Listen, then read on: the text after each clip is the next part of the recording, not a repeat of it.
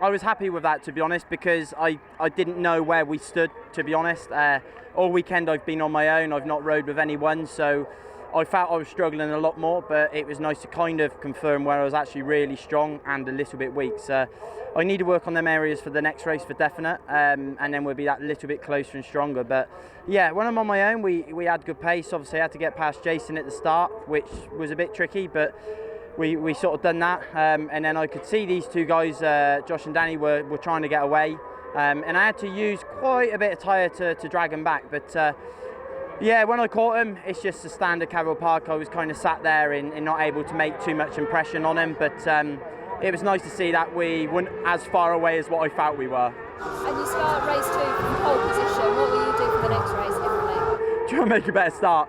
I felt like I made a good start, but yeah, just not quite good enough. So obviously it's always nice to start from pole, and I'm kind of happy. I was kind of happy sitting there, but the problem is here at Cadwell you can't. You know, it's easier to just be sat at the front and hold everyone up. So that's the plan: get out at the front, hold them all up, and then push hard for the last 5 laps or something.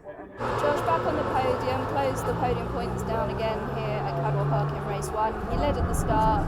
It looked like you were going to try and make a move on Danny. Talk us through the race. Yeah, that's right. At the start, it had the perfect lead and tried to control it, but Danny was right there, and I could see on the board that it was him. And I didn't really know how hard the last part of the race was, so I didn't want to push too hard early on. And then Danny came past, and the optimistic side of me thought, well, maybe it'll be a bit of a tyre battle at the end, but it didn't sort of go that way. We were both, I think, fairly level pegged, and yeah, Danny rode a superb race and didn't make any mistake. I made one mistake, but not enough for me to get by. So no, he'd fair play. He deserved to win. And I also had on the board +0, +0.1, 0.2 to Tommy. So I had to keep an eye on that too. So yeah, I was kind of like in the middle of a bit of a battle there. But yeah, hopefully race 2 can go a little bit more my way. Danny, congratulations, your second win of the season after Knock Hill.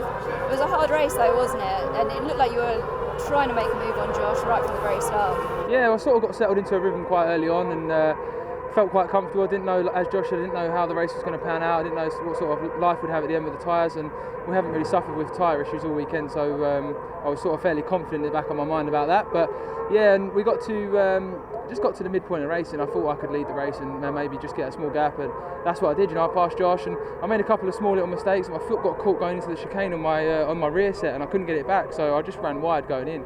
And that allowed them to close the gap up again, and I had to work extra hard the last 2 laps to try and get that gap again. So I'm feeling fairly confident for race 2, and I'm starting in the front row now, so clean start, and yeah, see if we can get some more in podium credits. That's what we need to get in the showdown, so that's the plan.